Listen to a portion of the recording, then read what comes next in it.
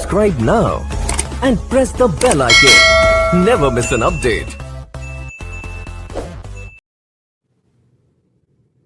Hello मेरे प्यारे बच्चों, ठीक है। आज हम लोग पढ़ेंगे body fluid and blood. Blood का मैं मास्टर बना दूंगा तुमको, पक्का वाला प्रॉमिस कर रहा हूँ। बस पूरी क्लास आपको करनी है, ठीक है। और कोई भी स्किप मत करना, लेक्चर को अच्छे से देखना बेटा। पूरा ब्लड की गारंटी ले रहा हूँ, अच्छे से एक एक चीज़ समझा दूंगा, ठीक है। तो सबसे पहले बात करते हैं ब्लड। तो ब्लड भैया साइंटिस्ट जो थे हमारे भाई साहब विलियम हार्वे साहब थे, ठीक है। ब्लड की बात कर लें तो मेरा ही है, ठीक है। जो चैनल है, जो मेरा वाला चैनल है RM फार्मेसी करके, ठीक है। तो उसी के थ्रू मैंने नोट्स वगैरह बनाए हैं वेबसाइट से, और जो अपना कंटेंट था जो मैंने अपने बच्चों को पढ़ा रखा है वही कंटेंट उठाया है, उसको थोड़ा सा फॉर्मेट चेंज किया है, ठीक है। कैसा लगेगा, कैसा लग रहा है, या कैसा सुधार करना चाहिए, या कौन कौन सी चीज़ें हैं जो सुधार सकते हैं, उसको बताना बेटा। कमेंट करना, ज़रूर करना, ठीक है। कमेंट करते हो आप लोग तो अच्छा लगता है, मेहनत लगता है कि कुछ कर रहा हूँ तो बच्चों को मेरे समझ में आ रहा है। ब्लड की बात कर लें, the system of tissue and organ known as the haemopoietic system. कौन सा सिस्टम बोलते हैं? हीमोपोएटिक सिस्टम, ब्लड से रिलेटेड, ठीक। विच इज क्या है? लिम्फ नोड, लिम्फ नोड है बेटा। स्प्लीन है, बोन मैरो है, थाइमस है। Is responsible for the producing the cellular component of blood. तो जो भी systems of tissues and organ known as haemopoietic system है, कौन कौन से हैं? लिम्फ नोड हैं, स्प्लीन है, बोन मैरो है, थाइमस है। ये सब रिस्पॉन्सिबल हैं प्रोडक्शन के लिए, किसके लिए? Cellular component of blood. Blood की बात कर लें तो ब्लड क्या है? Blood is a type of specialised fluid connective tissue, fluid connective tissue, ठीक। दैट ट्रांसपोर्ट क्या करता है? Oxygen and nutrients to the cell and carries away carbon dioxide and other waste product. मतलब ब्लड जो होता है बॉडी में flow होता है, ठीक है। ब्लड का काम क्या है? गैसियस का एक्सचेंज करना, ऑक्सीजन ले जाता है, ठीक है। और ब्लड में न्यूट्रिएंट्स होते हैं, उनको भेजता है, लेकिन उसके साथ साथ क्या कह रहा है कि वेस्ट प्रोडक्ट को भी लाता है। जैसे कार्बन डाइऑक्साइड है बेटा, तो कार्बन डाइऑक्साइड आप निकालते हो, ठीक है, और ऑक्सीजन क्या करते हो? लेते हो। तो इसका भी काम करता है। बॉडी में कितने होते हैं? Body has 6 litre of blood in total, 6 litre होते हैं बेटा, ठीक है। पीएच ऑफ ब्लड अप्रॉक्सीमेटली की बात कर लें तो 7.4 होता है, अल्कलाइन होता है, ठीक है। Blood make up around, blood जो होता है अपनी बॉडी में, अपनी बॉडी का लगभग 8%, ठीक है। Blood makeup around 8% of total weight of the body. It always move in a way that maintain a consistent environment, ठीक है। ब्लड की बेटा अगर हम लोग बात करें तो इसको क्लासिफाई कर लेते हैं। ब्लड में होता है प्लाज्मा और फॉर्म्ड एलिमेंट्स। क्या होते हैं? प्लाज्मा और फॉर्म्ड एलिमेंट्स। प्लाज्मा की बात कर लें तो अमाइनो एसिड हो जाता है, नाइट्रोजिनस वेस्ट हो जाता है, न्यूट्रिएंट्स हो जाते हैं, हार्मोन्स होते हैं, गैसेस होते हैं, प्रोटीन होते हैं, ठीक है।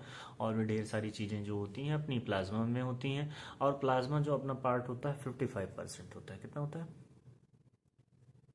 55% पार्ट होता है ब्लड का। और जो अपनी फॉर्म्ड एलिमेंट्स होती हैं ये होती हैं 45%, ठीक है। अब बात कर लेते हैं फॉर्म्ड एलिमेंट्स की। फॉर्म्ड एलिमेंट्स में अपने 3 होते हैं। एरिथ्रोसाइट जिसको हम लोग बोलते हैं RBC, ठीक है, RBC। ल्यूकोसाइट्स जिसको हम लोग बोलते हैं WBC, ठीक है। और प्लेटलेट्स जिसको हम लोग मेगा कैरियोसाइट्स भी कहते हैं, ठीक है। प्लेटलेट्स हो गए, मतलब RBC, WBC और प्लेटलेट्स जो होते हैं किस में आते हैं? फॉर्म्ड एलिमेंट्स में। अब जो ल्यूकोसाइट है अपना WBC है, इसके 2 होते हैं, ठीक है बेटा। एक होता है ग्रेनुलोसाइट्स और एक होता है एग्रेनुलोसाइट्स। तो ग्रेनुलोसाइट्स की अगर आप बात करेंगे तो ठीक है, तो होता है न्यूट्रोफिल्स, स्नोफिल्स, बेसोफिल्स। फिर एग्रेनुलोसाइट की बात आप करोगे तो मोनोसाइट, लिम्फोसाइट होते हैं, ठीक है। तो हम लोगों ने क्या पढ़ा कि ब्लड की अगर बात किया जाए बेटा, ब्लड ग्रुप की अगर बात करोगे तो कार्ल एंड स्टीनर थे, ठीक है। लेकिन अगर ब्लड की बात करोगे तो विलियम हार्वे साहब थे। इन्होंने क्या बताया कि जो भी सिस्टम और टिश्यूज होते हैं, ऑर्गन्स सब मिलके ब्लड का फॉर्मेशन करते हैं, उसको हम लोग बोलते हैं हीमोपोएटिक सिस्टम। क्या बोलते हैं बेटा? Haemopoietic system. ठीक है, हीमोपोएटिक सिस्टम बोलते हैं, जो कि क्या होते हैं? लिम्फ नोड होते हैं, स्प्लीन होती हैं, बोन मैरो होती हैं, थाइमस होती हैं, रिस्पॉन्सिबल होती हैं producing cellular component of blood. ठीक, ब्लड क्या है? ब्लड एक स्पेशलाइज्ड कनेक्टिव टिश्यू है जो कि क्या ट्रांसपोर्ट करता है? ऑक्सीजन और न्यूट्रिएंट्स ट्रांसपोर्ट करता है। कहाँ पे? सेल पे। और फिर वहां से क्या उठाता है? Carry away carbon dioxide and other waste product. ठीक, बॉडी में कितनी लीटर ब्लड होता है? 6 होता है। ब्लड का पीएच कितना होता है? 7.4 होता है। ब्लड कितना परसेंट बॉडी का वेट बनाता है? 8% बनाता है। ठीक है, it always way in a consistent environment maintain करता है। ब्लड दो प्रकार, ब्लड को अगर क्लासिफाई किया गया तो एक था प्लाज्मा जो कि 55% होता है ब्लड में, फॉर्म्ड एलिमेंट्स 45% होता है। प्लाज्मा में अमीनो एसिड है, ठीक है, यूरिक एसिड है, नाइट्रोजनस बेस है, न्यूट्रिएंट है, हार्मोन है, गैस है, प्रोटीन है। प्रोटीन में एल्ब्यूमिन है, फाइब्रिनोजन है, ग्लोब्यूलिन है। ठीक है, फॉर्म्ड एलिमेंट्स की बात कर लें तो 3 प्रकार के होते हैं, एरिथ्रोसाइट, ल्यूकोसाइट, प्लेटलेट्स। अब ल्यूकोसाइट्स 2 प्रकार के होते हैं, ग्रेनुलोसाइट्स और एग्रेनुलोसाइट्स। ग्रेनुलोसाइट्स की बात करेंगे न्यूट्रोफिल्स, स्नोफिल्स, बेसोफिल्स। एग्रेनुलोसाइट्स की बात करेंगे तो मोनोसाइट्स और लिम्फोसाइट्स। ठीक, उसके बाद में अगर हम बात करें फंक्शन ऑफ ब्लड की बात कर लें तो फंक्शन ऑफ ब्लड की बात कर लें तो ऑक्सीजन ट्रांसपोर्ट करता है। क्या करता है? ऑक्सीजन ट्रांसपोर्ट करता है। कार्बन डाइऑक्साइड का भी ट्रांसपोर्ट करता है, न्यूट्रिएंट का ट्रांसपोर्ट करता है, वेस्ट को रिमूव करता है, टेम्परेचर रेगुलेशन का काम करता है, इम्यून डिफेंस का काम करता है, क्लॉटिंग फैक्टर्स होते हैं, ठीक है, रेगुलेशन ऑफ पीएच होता है, और हार्मोन का ट्रांसपोर्ट करता है, और फ्लूइड बैलेंस रेगुलेशन होता है। तो ऑक्सीजन ट्रांसपोर्ट क्या करता है? Carries oxygen from the lungs, lung से ऑक्सीजन लेता है, कहाँ पहुंचाता है? To the tissue via red blood cell, RBC से ऑक्सीजन बाइंड हो जाता है। ठीक है, हीमोग्लोबिन। अब कार्बन डाइऑक्साइड ट्रांसपोर्ट क्या है? Transport of CO2 from the tissue to the lung for exhalation. भाई इंस्पायरेशन करोगे तो ऑक्सीजन लोगे, एक्सहेलेशन करोगे, एक्सपायरेशन करोगे तो CO2 निकलेगा। ठीक है, तो टिश्यू से ही निकल रहा है। न्यूट्रिएंट ट्रांसपोर्ट की बात करें, ट्रांसपोर्ट न्यूट्रिएंट्स लाइक ग्लूकोज है, अमीनो एसिड है, फैटी एसिड है from digestive system to cells. ठीक है, फिर वेस्ट रिमूवल्स की बात कर लें तो carries metabolic waste product like urea है, क्रिएटिनिन है to the kidney for excretion के लिए। ब्लड ही है बेटा, ठीक, ब्लड में ही तो चेकअप करवाते हो, LFT, KFT, CBC। ठीक है, टेम्परेचर रेगुलेशन की बात कर लें तो डिस्ट्रीब्यूट करते हैं, heat generated by organ and muscles maintain the body temperature. ठीक है, बॉडी टेम्परेचर को मेंटेन करता है। इम्यून डिफेंस की बात कर लें तो वाइट ब्लड सेल्स जो होते हैं डिफेंड अगेंस्ट इन्फेक्शन। WBC की बात हो रही है यहाँ पे। ठीक है, और WBC कहाँ है? ब्लड में ही तो है। ठीक है, तो इन्फेक्शन के अगेंस्ट होते हैं। फिर उसके बाद में बात कर लिया जाए क्लॉटिंग फैक्टर्स का, तो क्लॉटिंग फैक्टर्स में प्लेटलेट्स हैं जो कि क्लॉटिंग फैक्टर अपना ब्लड को क्लॉट करते हैं, और कुछ ऐसे होते हैं बेटा जो फैक्टर को प्रिवेंट भी करते हैं एक्सेसिव ब्लड लॉस से, जैसे कि फॉर्मिंग ब्लड क्लॉट बना देते हैं। अभी मैंने आपको बताया था कि 13 फैक्टर होते हैं। ठीक है, fibrinogen, prothrombin, thromboplastin, calcium, Stuart, sigma, proaccelerin. Previous year के क्वेश्चन पेपर में भी जितनी बार सॉल्व कराए हैं बेटा उसमें भी मिल जाएगा आपको। क्या करता है? रेगुलेशन ऑफ पीएच करता है, जो कि पीएच कितना होता है? 7.4। और हार्मोन्स का ट्रांसपोर्ट भी बेटा कौन करवाता है? ब्लड कराता है। और फ्लूइड बैलेंस रेगुलेशन, यानी कि जो भी एसिडिक बेसिक चीजें हैं वो सब कौन कर रहा है? ब्लड ही कर रहा है। ठीक है, फिर उसके बाद में बात कर लेते हैं हम लोग प्लाज्मा की बात कर लेते हैं। प्लाज्मा को अच्छे से पढ़ते चलते हैं। ठीक है, ये है प्लाज्मा। एक प्लाज्मा पढ़े थे ना सबसे पहले, तो प्लाज्मा की बात करेंगे। प्लाज्मा क्या है? प्लाज्मा येलोइस लिक्विड है। ब्लड में सबसे ज्यादा क्या होता है बेटा? प्लाज्मा होता है 55%। तो plasma yellowish liquid component of blood that contributes to 55% of blood total volume. मतलब ब्लड में जो 55% है वो कौन है? प्लाज्मा है। प्लाज्मा क्या है? Plasma necessary to help the body recover from injury. Plasma अगर है बेटा तो बॉडी में चोट लगेगी तो आपका रिकवरी हो जाएगा आसानी से। डिस्ट्रीब्यूट करता है न्यूट्रिएंट, क्या डिस्ट्रीब्यूट करता है? न्यूट्रिएंट्स को। ठीक, रिमूव करता है वेस्ट को, prevent infection while moving through out the circulatory system. मतलब प्लाज्मा सर्कुलेटरी सिस्टम में फ्लो होता रहता है, जहां भी रिकवरी के लिए जरूरी है वहां पे, जैसे कोई इंजरी हो गई है तो वहां पे रिकवरी के लिए, ठीक, न्यूट्रिएंट का डिस्ट्रीब्यूशन करने के लिए, वेस्ट को रिमूव करने के लिए, और इन्फेक्शन से बचाने के लिए। ठीक, ये all over the body circulatory system में फ्लो होते रहते हैं। सीरम की बात कर लें तो serum is obtained from plasma after removing fibrinogen. जो भी बेटा फाइब्रिनोजन प्रोटीन है, ब्लड क्लॉटिंग प्रोटीन है, ठीक है, इसको अगर हटा दिया जाए प्लाज्मा से, ठीक है, तो क्या बन जाता है अपना सीरम। तो serum is equal to plasma minus fibrinogen. Plasma में अगर आप फाइब्रिनोजन निकाल देते हो तो वो क्या बन जाता है, वही प्लाज्मा सीरम बन जाता है। क्या बन जाता है बेटा, serum. Serum is a plasma without fibrinogen. Serum कब बना, जब फाइब्रिनोजन प्लाज्मा से हटा दिया गया। इन एडिशन इट हैज 90 से 92%, 90 टू 92% टी वो वाला बेटा, ठीक, 90 से 92% जो वाटर होता है, it has the following chemical dissolve in it, ठीक है, जैसे कि क्या होता है, अमीनो एसिड। अब अमीनो एसिड जो होता है building blocks of proteins necessary for growth. जो भी तुम्हारे प्लाज्मा में अमीनो एसिड्स होते हैं वो किसके लिए रिस्पॉन्सिबल होते हैं, building block of proteins, protein बनाते हैं, और प्रोटीन्स क्या कराते हैं, बॉडी में ग्रोथ कराते हैं। दूसरा है नाइट्रोजनस वेस्ट, ठीक, नाइट्रोजनस वेस्ट की बात कर लें तो जैसे यूरिया है, क्रिएटिनिन है, यूरिक एसिड है, यूरिक एसिड में, सीरम में, जैसे प्लाज्मा में are excreted by the kidneys के थ्रू होते हैं। न्यूट्रिएंट की बात करें तो digested food turn into monosaccharide, जो भी हम सब खाना खाते हैं वो किस में कन्वर्ट हो जाता है, मोनोसेक्राइड में, अमीनो एसिड में, फैटी एसिड में, फॉर किसके लिए, एनर्जी एंड रिपेयर के लिए हो जाता है बेटा। ये प्लाज्मा की बात हो रही है। हार्मोन्स की बात कर लें तो केमिकल मैसेंजर होते हैं जो कि रेगुलेट करते हैं बॉडी फंक्शन को। प्रोटीन्स की बात कर लें तो 3 प्रकार की प्रोटीन होती हैं, एल्ब्यूमिन होती हैं, फाइब्रिनोजन होती हैं, ग्लोब्यूलिन होती हैं। अब प्रोटीन्स हैं तो एल्ब्यूमिन क्या है, maintain fluid balance in blood vessels. Fibrinogen है तो क्या करती हैं, हेल्प ब्लड क्लॉटिंग। ग्लोब्यूलिन क्या है तो सपोर्ट करती हैं इम्यून फंक्शन को और लीवर फंक्शन को और क्लॉटिंग को।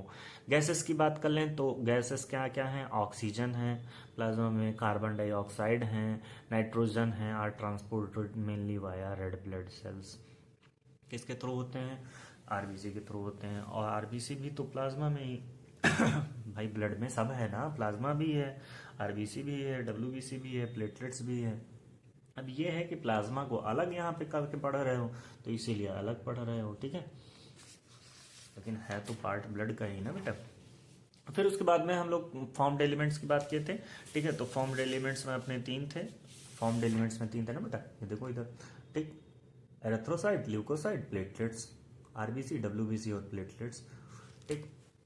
तो एरेथ्रोसाइट पढ़ लेते हैं। एरेथ्रोसाइट क्या था तुम्हारा, एरेथ्रोसाइट ये था, कह रहा था कि जो भी अपने सर्कुलर या biconcave non nucleated disc shaped हैं cell with a diameter of approximately कितने 7.5 से 8.7 माइक्रोमीटर में, को हम लोग एरेथ्रोसाइट बोलती हैं, ठीक है, आरबीसी बोलती हैं। अब आरबीसी क्या है भाई, कोई भी चीज है जो भी अपनी ऑक्सीजन के साथ अगर बाइंड करके बॉडी में जा रही है, ऑक्सीजन को यही कैरी करता है आरबीसी, ठीक, हीमोग्लोबिन भी सब पार्ट ही हैं इसके। तो एरिथ्रोसाइट्स क्या हैं, small erythrocytes are circular biconcave non nucleated disc shaped cell with a diameter of approximately 7.5 से 8.7 माइक्रोमीटर, ठीक। कैरेक्टरिस्टिक की बात कर लें एरिथ्रोसाइट्स के तो क्या है, the normal RBC count for adult the usual range is generally 4.35 to 5.6 million, 5.5 भी बोल सकते हो, मिलियन रेड ब्लड सेल्स पर microlitre of blood for main, ठीक है। तो वही मेन के लिए थोड़ा सा ज्यादा होगा और वुमेन के लिए क्या होगा, कम होगा। तो वुमेन के लिए कह रहे हैं 3.9 to 5.13 million red blood cells per litre of blood for women, ठीक है। तो अगर बात कोई पूछे करेक्टरिस्टिक क्या है तो आरबीसी जो होती हैं मेल में ज्यादा पाई जाती हैं, फीमेल में थोड़ा सा लिटिल बिट कम पाई जाती हैं। रेड कलर की बात कर लें तो red colour of the red blood cell is due to the presence of colouring pigment, उसको क्या बोलते हैं, हीमोग्लोबिन। तो हीमोग्लोबिन के कारण जो रेड मतलब ब्लड है वो रेड होता है। एवरेज लाइफ स्पैन की बात कर लें आरबीसी का तो कितना दिन होता है, 120 दिन होता है। स्प्लीन क्या है, spleen is the graveyard of the RBC, मतलब आरबीसी कहाँ मरती है, कहाँ खत्म होती है, ग्रेवयार्ड में, ठीक है, मृदा घर बोलते हैं ग्रेवयार्ड को। फंक्शन ऑफ आरबीसी की बात कर लें तो क्या करता है, ट्रांसपोर्ट करता है oxygen from the lungs to the tissue, ठीक, लेकिन transport of carbon dioxide from the tissue to lungs, ठीक है, मतलब ऑक्सीजन लिए तो ऑक्सीजन आया लंग्स टू द टिश्यू, ठीक है, और टिश्यू टू द लंग जाएगा तुम्हारा, tissue to the lungs, carbon dioxide. तो एरिथ्रोसाइट कोई पूछेगा तो बता देना, एरिथ्रोसाइट कहो चाहे आरबीसी कहो एक ही चीज है। कैसी होती हैं? सर्कुलर होती हैं, बाइकॉनकेव होती हैं, ठीक है, नॉन न्यूक्लिएटेड है, मतलब इसमें न्यूक्लियस नहीं पाया जाता है। कैरेक्टरिस्टिक की बात कर लें तो मेल में ज़्यादा होती हैं 4.35 से 5.65 मिलियन, ठीक है, और वुमेन की बात कर लें तो 3.92 से 5.13 मिलियन, ठीक है। कोई भी डाटा है बेटा एग्जैक्ट नहीं होता फिजियोलॉजी में, या फंक्शन जब पढ़ते हो तो थोड़ा सा ऑन एवरेज डाटा ही लिया जाता है, ठीक है, रेफरेंस ही लिया जाता है। तो आरबीसी का कलर लाल क्यों होता है? हीमोग्लोबिन के कारण होता है, ठीक है। और जो भी आरबीसी का लाइफ काल कितना होता है, मतलब लाइफ स्पैन कितना होता है, जीवन काल कितना होता है, 120 दिन होता है। कहाँ पे मरती हैं? ग्रेवयार्ड ऑफ आरबीसी कहाँ है? प्लीहा में। आरबीसी खत्म कहाँ होती हैं? स्प्लीहा में। मृदा घर कौन है आरबीसी का? स्प्लीन है। क्या करती हैं? फंक्शन की बात कर लें तो oxygen from the lungs to the tissue, और ट्रांसपोर्ट करती हैं carbon dioxide from tissue to the lung. Oxygen आप लिए तो भाई टिश्यू को जाएगा, और फिर जो टिश्यू में कार्बन डाइऑक्साइड है वो भी तो जाएगा, तो वो कहाँ जाएगा? वो लंग्स को जाएगा। Development and life span of RBC की बात कर लें तो एरिथ्रोसाइट्स फॉर्म्ड कहाँ होते हैं? बोन मैरो में, ठीक है बेटा। ब्लड के जितने कंपोनेंट हैं सबके सब बनते हैं बोन मैरो में, चाहे वो प्लाज्मा हो, चाहे वो आरबीसी हो, चाहे वो डब्ल्यूबीसी हो, चाहे वो प्लेटलेट्स हो, ठीक। Erythrocytes are formed in red bone marrow. कहाँ पे बना? रेड बोन मैरो में।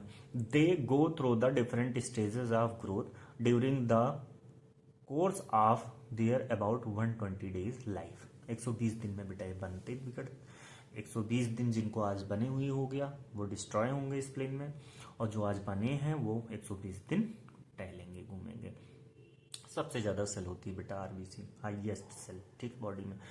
The process of development of RBC from haemopoietic takes about 7 days and it is called erythropoiesis. इसमें अगर थोड़ा सा और ब्रॉड में जाऊं तो रेटिकुलो एंडोथेलियल सेल्स होती हैं, ठीक है, वो सब ब्लड बनाती हैं, लेकिन अभी भाग आते हैं यहीं पे। यहाँ की बात कर लें तो erythropoiesis starts in bone marrow. तो आरबीसी का फॉर्मेशन कहाँ से स्टार्ट होता है? बोन मैरो में होता है, ठीक है।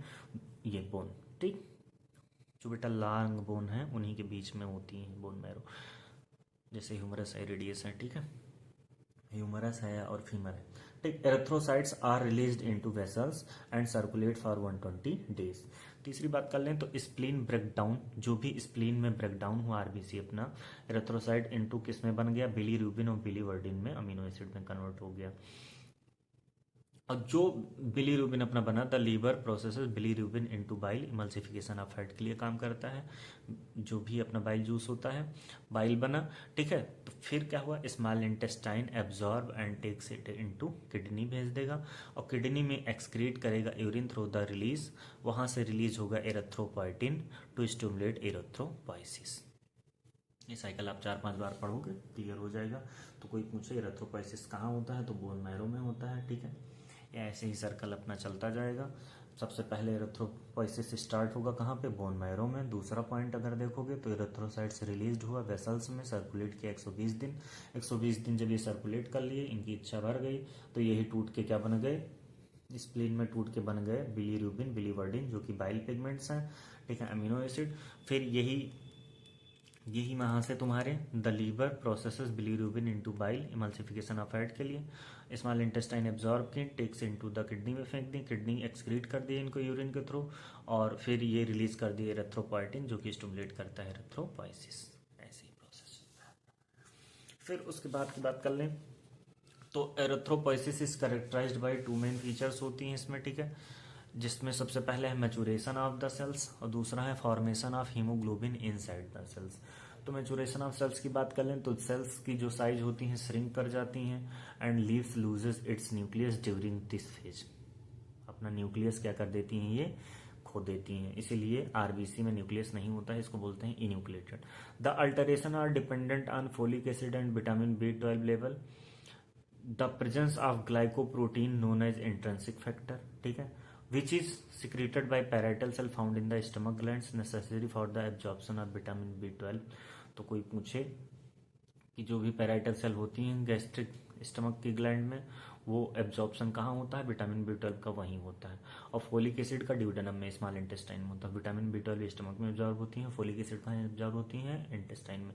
Folic acid absorb by the cell in duodenum and jejunum. Normal requirement daily folic acid कितना होना चाहिए, 100 से 200 होनी चाहिए, ठीक। कॉन्स्टिट्यूट ऑफ हीमोग्लोबिन फॉर्मेशन की बात करें तो हीमोग्लोबिन के दो पार्ट हैं, हीम और ग्लोबिन। हीम जो होता है अपना फेरस के फॉर्म में होता है, फेरेटिन के, फेरस मतलब फेरिक फॉर्म में अगर है तो उसको बनाएगा फेरस फॉर्म में, फेरेटिन के फॉर्म में स्टोर्ड हो जाएगा लीवर में। जो रिमेनिंग पार्ट है हीम का, ठीक है, बिलीवर्डिन बिलीरुबिन एक्सक्रीटेड हो जाएगा बाइल में, ठीक है। Formation of haemoglobin inside the cells की बात कर लें तो two main component haemoglobin synthesised are globin production and iron containing compounds like haem. Haem जो है बेटा, हीम, ठीक है, it is synthesise and developing erythrocytes in red bone marrow. यही हीम पार्ट जो है तुम्हारा, ठीक। फिर उसके बाद में बात कर लिया जाए डब्ल्यूबीसी की, तो डब्ल्यूबीसी को हम लोग ल्यूकोसाइट्स भी बोलते हैं। क्या बोलते हैं, ल्यूकोसाइट्स बोलते हैं।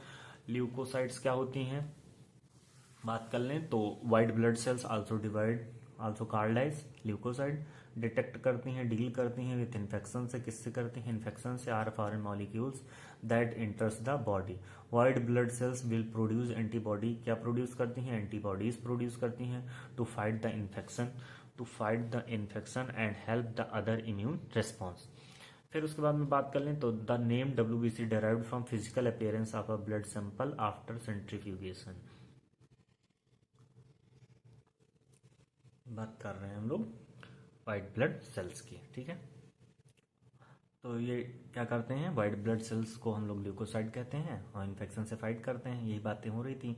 फॉरेन मॉलिक्यूल्स क्या, that enter the body. White blood cell will produce antibodies करती हैं, एंटीबॉडीज प्रोड्यूस करती हैं और फाइट करती हैं इन्फेक्शन के साथ with the help of other immune response. उसके बाद में बात कर लें तो the name WBC derived from the physical appearance of a blood sample. हमने ब्लड सैंपल लिया, ठीक है।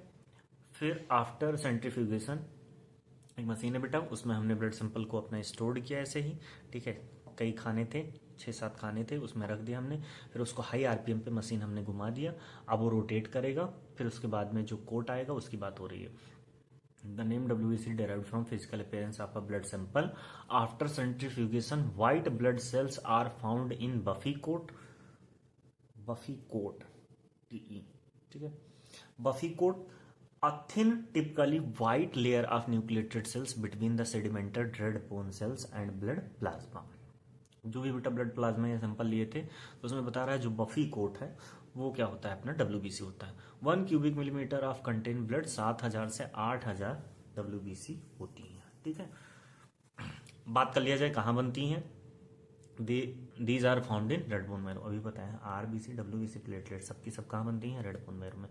फिर उसके बाद में their life span is 7 to 10 days होती हैं। फंक्शन ऑफ WBC की बात कर लें तो these are the cells of immune system that are involve in protecting the body against both infectious disease and foreign invaders.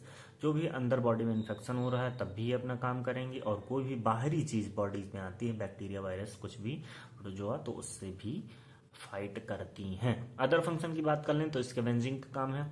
It is a cellular scavengers ingesting dying and invading bacterial cells. मतलब ingest करेंगी, invade करेंगी, खा जाएंगी उसको। And but they recognise and refuse to eat their own kind, मतलब खुद की sales को नहीं खाएंगी, बाकी खा जाएंगी। पस फॉर्मेशन की बात कर लें तो पस is a build up of fluid living and dead white blood sales, dead tissue and bacteria other foreign substance. तो पस का फॉर्मेशन जो होता है, घाव वगैरह बनता है ना, वो कौन बनाता है, WBC बनाता है, ठीक है। फिर उसके बाद में बात कर लें तो टाइप ऑफ WBC की बात कर लें तो WBC जो होती हैं अभी हमने बताया है आपसे 7 से 8000 होती हैं। लाइफ स्पैन की बात कर लें तो 7 से 10 दिन होता है। बोलते क्या है, ल्यूकोसाइट की कैटेगरी में आती हैं, ठीक है। अब ल्यूकोसाइट जो है वो 2 प्रकार का है। कितने प्रकार का है भाई, 2 प्रकार का। एक है ग्रेनुलोसाइट्स और एक क्या है, एग्रेनुलोसाइट्स। तो ग्रेनुलोसाइट्स की बात कर लें तो उसमें आती हैं neutrophils, स्नोफिल्स, basophils. Neutrophils, स्नोफिल्स, basophils granulocytes में। अब ग्रेन्यूल्स क्या है बेटा, मान लो कि जैसे छोटे छोटे प्रोटीन हैं, उन्हीं को हमने बोल दिया ग्रेन्यूल, ठीक है। तो ग्रेनुलोसाइट्स, अब ग्रेनुलोसाइट्स में 3 है, न्यूट्रोफिल्स, स्नोफिल्स, बेसोफिल्स, ठीक। तो सबसे पहले न्यूट्रोफिल्स खत्म करते हैं, फिर उसके बाद में ग्रेनुलोसाइट्स का पार्ट खत्म करते हैं, फिर एक ग्रेनुलोसाइट्स पढ़ते हैं। अब सबसे ज़्यादा बॉडी में होता है न्यूट्रोफिल 60 से 65%, ठीक है। फिर उसके बाद में अगर बात की जाए न्यूट्रोफिल्स के बाद में लिम्फोसाइट 20 से 25, फिर उसके बाद मोनोसाइट, पूरे डब्ल्यूबीसी की बात अगर की जाए, फिर उसके बाद स्नोफिल्स, फिर उसके बाद बेसोफिल्स। मैंने एक शॉर्टकट बताया बच्चे, ठीक है। Neutrophils, lymphocyte, monocyte, eosinophils, basophils. No longer, N से नो, एल से लॉन्गर, एम से मंकी, ई से ईट, पी से बनाना। तो ज्यादा से कम की तरफ है। न्यूट्रोफिल 60 से 65%, लिम्फोसाइट 20 से 25%, मोनोसाइट 6 से 8%, स्नोफिल्स 2 से 3%, बेसोफिल्स 0.5 से 1%। ठीक, तो सबसे पहले बात करते हैं न्यूट्रोफिल्स की। तो न्यूट्रोफिल्स क्या होते हैं? These contain very fine purifying cytoplasmic granules. ये ग्रेन्यूल्स बताया ना बेटा, प्रोटीन। ठीक, तो न्यूट्रोफिल्स कैसे होते हैं? ये कंटेन होते हैं very fine purifying cytoplasmic granules से। और न्यूट्रोफिल्स जो होते हैं, neutrophils are called polymorph nuclear, PMN बोलते हैं। Having variety of nuclear shapes, they plays role in destruction और inhibition of the growth of bacteria by releasing chemicals. अब neutrophils कर क्या रहे हैं बेटा? ये फाइन है, प्यूरिफाइंग ग्रेन्यूल्स हैं, ठीक है। इनको दूसरा नाम हमने क्या दिया? पॉलीमॉर्फ न्यूक्लियर दिया। इनमें वेराइटी ऑफ न्यूक्लियर शेप्स हैं। इनका काम क्या है? ये या तो मारते हैं, डिस्ट्रक्ट कर देते हैं, या उसकी ग्रोथ को रोक देते हैं। बैक्टीरिया के क्या रिलीज करते हैं? केमिकल्स रिलीज करते हैं। कौन रिलीज करता है? न्यूट्रोफिल्स रिलीज करते हैं। फिर उसके बाद में है स्नोफिल्स, ये एलर्जी में बढ़ते हैं बेटा। They have large granules and prominent nucleus that is divided into two lobes, ठीक है, टू लोब्स में होती हैं। They function in the destruction of allergens, example जैसे पॉलन ग्रेन है, ठीक है। And inflammatory chemicals release enzymes, ठीक है, that disable parasites. Acidic dye use करते हैं स्नोफिल्स के लिए, ठीक है। फिर उसके बाद में है वेसोफिल्स, ठीक है। ईओसिनो को दूसरा नाम है बेटा एसिडोफिल्स भी बोला जाता है। ईओसिनो को मैं जानकारी के लिए बता दे रहा हूँ, ठीक। बेसोफिल्स की बात कर लें तो दे है पेल न्यूक्लियस, बहुत हल्का न्यूक्लियस होता है। They usually hidden bye granules, granule से हिडन होते हैं, घेरे हुए होते हैं, ठीक है, इसलिए दिखाई नहीं देते proper. They secrete histamine, basophil क्या सिक्रेट करता है? हिस्टामिन, सेरोटोनिन, हिपैरिन, ठीक है। हिस्टामिन क्या करता है? Histamine causing dilation of blood vessels. अगर बेटा प्रॉपर मात्रा में निकल रहा है, कम ही निकल रहा है, तो हिस्टामिन डायलेशन करता है। लेकिन यही हिस्टामिन जब ज़्यादा हो जाता है तो फिर दिक्कत भी करता है, ठीक। हेपायरिन की बात कर लें तो heparin is an anticoagulant that promote mobility of other WBC by preventing clotting. तो हेपायरिन क्या है? हेपायरिन हमारी ब्लड में नेचुरली पाया जाता है, जो कि इसका काम है ब्लड को क्लॉट ना करने देना, ठीक है, of other WBC by preventing clotting. इसकी बात हो गई। तो अभी हम लोगों ने पढ़ा कि टाइप ऑफ डब्ल्यूबीसी की बात कर लें तो दो प्रकार की होती हैं, ग्रेनुलोसाइट्स, एग्रेनुलोसाइट्स। ग्रेनुलोसाइट्स में न्यूट्रोफिल्स, स्नोफिल्स, बेसोफिल्स। एग्रेनुलोसाइट में मोनोसाइट, लिम्फोसाइट। अभी हम लोग यही तीन पढ़ रहे थे, न्यूट्रोफिल्स, स्नोफिल्स, बेसोफिल्स, ठीक। अगर पूरे डब्ल्यूबीसी की बात कर लें तो एक शॉर्टकट बता दिए हैं, नो लॉन्गर मंकी ईट बनाना। न्यूट्रोफिल्स 60 से 65%, लिम्फोसाइट 20 से 25, मोनोसाइट 6 से 8, स्नोफिल्स 2 से 3, बेसोफिल्स 0.5 से 1%, ठीक। तो अगर कोई पूछेगा तो बता देना कि जो भी अपनी रोल होती हैं न्यूट्रोफिल्स की, वो क्या होती हैं? डिस्ट्रक्शन और इनहिबिशन, मतलब या तो मार देती हैं बैक्टीरिया को या उसके ग्रोथ को रोक देती हैं by release of chemicals. Neutrophils का दूसरा नाम पॉलीमॉर्फ न्यूक्लियर है। स्नोफिल्स ईओसिनो, ईओसिनो से एसिडो याद कर लो, ईओसिनो एसिडो, ईओसिनो एसिडो। ईओसिनोफिल्स को एसिडोफिल्स भी कहते हैं, इसमें दो न्यूक्लियस होते हैं, ठीक है। बेसोफिल्स की बात कर लें तो बेसोफिल्स क्या है? पेल न्यूक्लियस होते हैं, यूजुअली हिडन बाय ग्रेन्यूल से होते हैं। दे सिक्रीट क्या सिक्रीट करते हैं? Histamine, serotonin, heparin. हिस्टामिन क्या करता है? Dilation of blood vessels. Heparin क्या करता है? Anticoagulant that promote mobility of other WBC by preventing clotting. ये चीज हो गई। फिर उसके बाद की बात करें तो बेसोफिल्स के बाद में ग्रेनुलोसाइट्स आ जाएगा बेटा। ग्रेनुलोसाइट्स हम लोग पढ़ ही चुके हैं, ठीक। ये शॉर्टकट देख दो, नो लॉन्गर मंकीड बनाना। न्यूट्रोफिल 60 से 65, लिम्फोसाइट 20 से 25, मोनोसाइट 6 से 8, स्नोफिल्स 2 से 3, बेसोफिल 0.5 से 1%, ठीक। फिर उसके बाद में है एग्रेनुलोसाइट्स। अब एग्रेनुलोसाइट्स की बात कर लें तो it does not contain granules in the cytoplasm. इसके साइटोप्लाज्म में कोई भी प्रकार का प्रोटीन नहीं है, ग्रेन्यूल्स नहीं है। और ग्रेन्यूल्स बने किसके बेटा? प्रोटीन्स के। ए है यानी कि एब्सेंट है, इसमें ग्रेनुलोसाइट्स नहीं है। It is of the following types, immuno response के लिए होते हैं, इम्यूनो रेस्पॉन्स के लिए होते हैं। ये बेटा लिम्फोसाइट में भी पढ़ोगे, ठीक है। लिम्फेटिक सिस्टम में भी। ठीक, लिम्फोसाइट की बात कर लें तो lymphocyte are a type of immune cell. क्या है immune cell? Usually classified as small, medium, large lymphocyte होते हैं।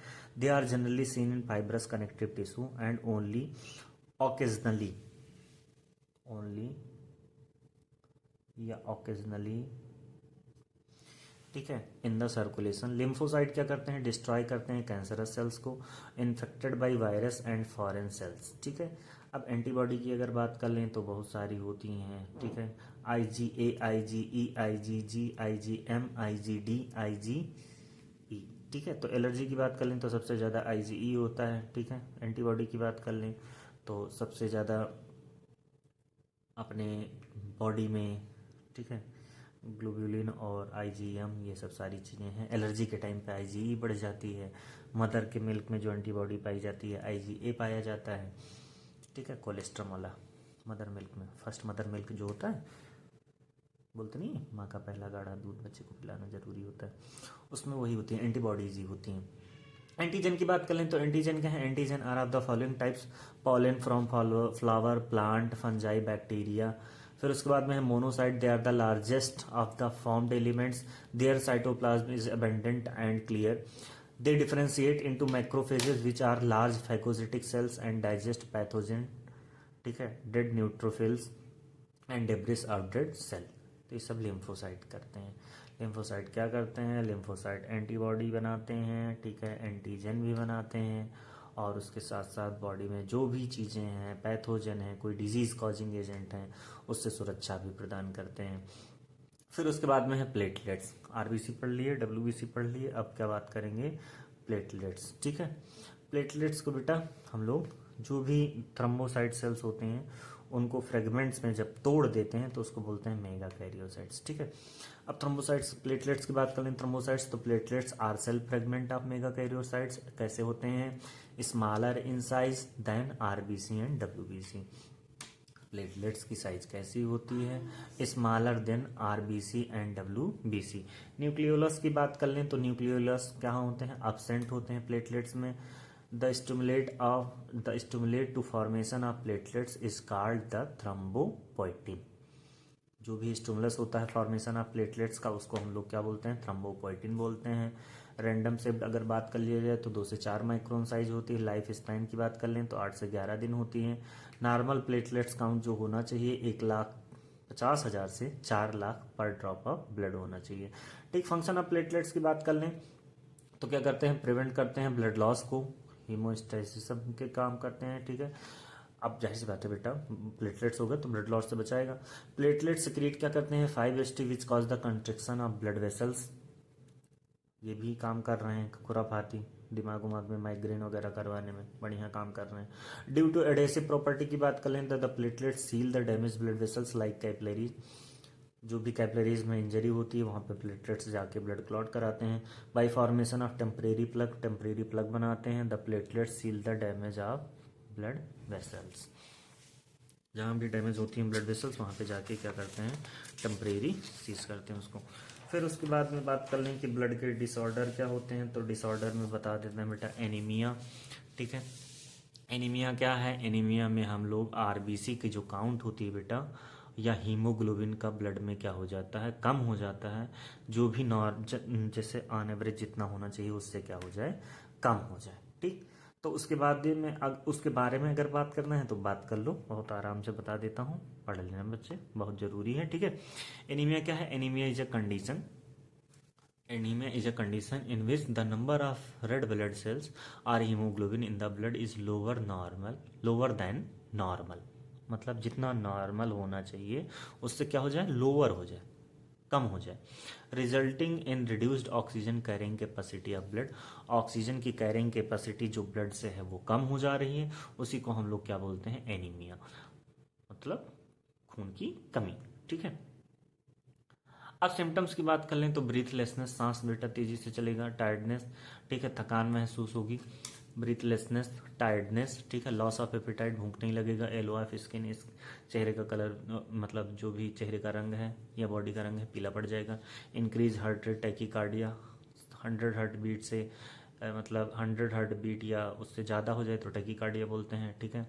हेडेक होगा, सर दर्द होगा। नॉर्मल हीमोग्लोबिन लेवल की बात कर लें तो मेन में 13 से 17 ग्राम पर डेसीलीटर होता है, वुमेन में बात कर लें तो 12 से 15 होता है, ठीक है। डिफरेंट टाइप्स ऑफ एनीमिया होती हैं। सबसे पहले आयरन डिफिशियंसी एनीमिया की बात कर लेते हैं। मोस्ट कॉमन टाइप है बेटा, कॉज कैसे हुआ, लो आयरन इंटेक से, आपने खाने में या सारी चीज़ों में आयरन की कमी है, ठीक है, या ब्लड लॉस हुआ है, या फिर ट्रीटमेंट क्या है इसका, कैसे ठीक कर सकते हैं आयरन डिफिशियंसी को, तो आयरन सप्लीमेंट लेंगे, फेरस सल्फेट, ठीक है। ये जानने के लिए बता देते हैं बेटा, ड्रग है नहीं सिलेबस में लेकिन बता जान लो, काम आएगा, क्योंकि उसमें आईपीसी में है तुम्हारे इनऑर्गेनिक फार्मास्यूटिकल्स में हेमाटिनिक्स क्या करते हैं, आरबीसी के फॉर्मेशन को बढ़ाते हैं, ठीक है। मेगालोब्लास्टिक एनीमिया की बात कर लें तो due to deficiency of vitamin B12 और फोलेट, जब विटामिन B12 या फोलिक एसिड की कमी हो जाती है, ठीक है, तो लार्ज आरबीसी हो जाती हैं, उसी को बोलते हैं मेगालोब्लास्टिक एनीमिया, या फिर अगर बात करना चाहो तो मैक्रोसिटिक भी बोल सकते हैं। इसकी अगर बात करना चाहोगे तो विटामिन B12 स्टमक में एब्जॉर्ब होता है और B9 कहाँ एब्जॉर्ब होता है, ड्यूडेनम और जजनम में, यानी ये स्टमक में एब्जॉर्ब होता है, ये स्मॉल इंटेस्टाइन में, ठीक। फिर उसके बाद में हीमोलिटिक एनीमिया की बात कर लें तो आरबीसी क्या होता है, आरबीसी डिस्ट्रॉयड प्रीमच्योरली, कॉज कैसे होते हैं, ऑटो इम्यून डिजीज हुई है तो हीमोलिटिक एनीमिया हो सकती है, मलेरिया हुई है तो हीमोलिटिक एनीमिया हो सकती है, सिकल सेल हुआ है, सिकल सेल डिजीज है या सिकल सेल एनीमिया है तो भी हो सकती है। फीचर्स क्या है, जॉइंडिस हो जाएगा, पीलिया हो जाएगा, डार्क यूरिन का कलर जब डार्क होने लगेगा तो हीमोलिटिक है बोलेंगे।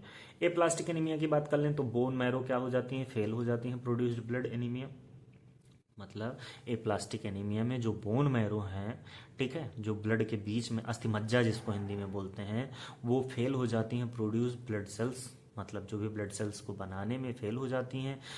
तो क्या कॉज हो सकता है बेटा एप्लास्टिक एनीमिया का, अगर किसी को क्लोरामफेनिकॉल की ड्रग चल रही है ज़्यादा दिन से तो दिक्कत हो सकती है, ठीक है, या रेडिएशन है या वायरल इन्फेक्शन है तो एप्लास्टिक एनीमिया देखा जा सकता है।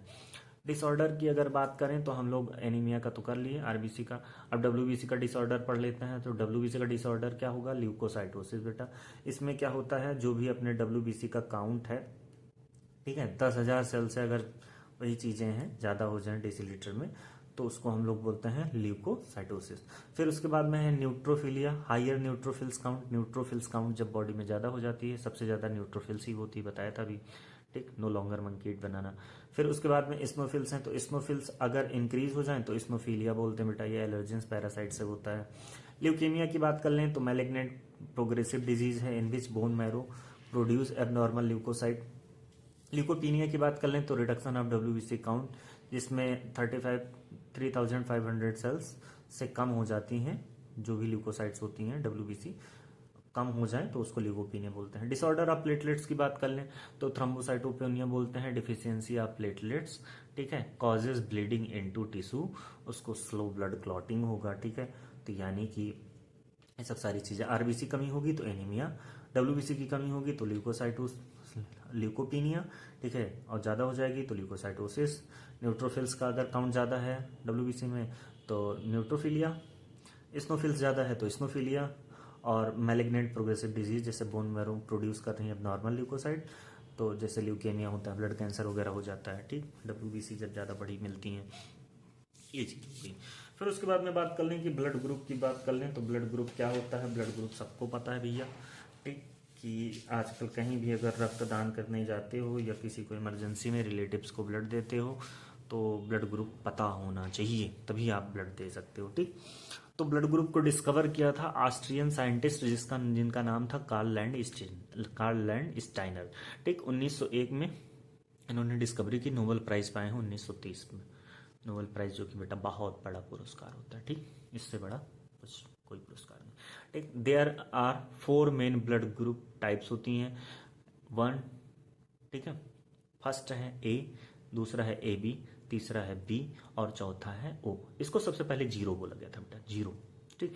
ABO ब्लड ग्रुप की बात कर लें तो बेस्ड ऑन द प्रेजेंस और एब्सेंस ऑफ एंटीजन, या तो किसी में एंटीजन प्रेजेंस है या तो नहीं है। जैसे O ब्लड ग्रुप है बेटा तो वहां पे एंटीजन नहीं होता है, ठीक है, और AB में एंटीबॉडी नहीं होता है, ये सब सारी चीजें। तो बेस्ड ऑन द प्रेजेंस और absence of antigen A, antigen B, blood is divided into 4 group, 4 group हैं, blood group A, B, O, AB। अब same blood group same antigen, same blood group same antigen, O में कोई भी antigen नहीं है, ठीक है, अब सुनो, it has A antigen on the RBC while anti B antibody in the plasma. Same blood group, same antigen और उसका अपोजिट एंटीबॉडी। देखो, same blood group A, antigen A, blood group B, antigen B, zero O में कोई है ही नहीं, ठीक, A B में A B ही होगा, लेकिन ए बी के पास एंटीबॉडी नहीं है, समझ रहे हो ना, और इनके पास ओ के पास एंटीजन नहीं है। तो सुनो, ब्लड ग्रुप ए में क्या है, it has A antigen on the RBC, RBC में ही बेटा पाए जाते हैं, ठीक, blood group A, antigen A, while anti B body in the plasma, ठीक। तो आरबीसी में पाए गए एंटीजन ए और ब्लड का जो प्लाज्मा का पार्ट है वहां पे पाए गए anti B antibody. Blood group B, B antigen on the RBC while anti A antibody in the plasma. Blood group O की बात कर लें, it has no antigen but antibodies A and B present in the plasma. Blood group B की बात कर लें तो it has both antigens A and B but no antibodies in the plasma. अब सुनो, एंटीजन एंटीबॉडी पहले देख लेते हैं। एंटीजन आरबीसी में ब्लड ग्रुप ए में ए पाया जाएगा, एंटीबॉडी बी पाया जाएगा, ठीक। बी में एंटीजन बी, एंटीबॉडी ए, ठीक। अगर बात कर लीजिए ए बी में तो एंटीजन क्या है, ए बी, और एंटीबॉडी नहीं है, ठीक, ये नेगेटिव का साइन, ठीक। और ओ में एंटीजन नहीं है, एंटीबॉडी है। तो ब्लड टाइप ए है, जो डोनेट किसको कर सकता है, ब्लड ग्रुप ए वाला ए को दे सकता है, ए बी को दे सकता है। रिसीव किससे कर सकता है, ए और ओ से। ओ यूनिवर्सल डोनर है। ओ यूनिवर्सल डोनर इसलिए है क्योंकि इसके पास एंटीजन नहीं है, ठीक। ए बी ब्लड ग्रुप है, ए बी को दे सकता है, लेकिन ले सबसे सकता है, क्यों, क्योंकि इसके पास क्या नहीं है भैया, एंटीबॉडी नहीं है ए बी के पास, ठीक। ओ है तो ओ में blood group A B O, ठीक, ये डोनेट कर सकते हैं, लेकिन ले सिर्फ ओ से सकते हैं।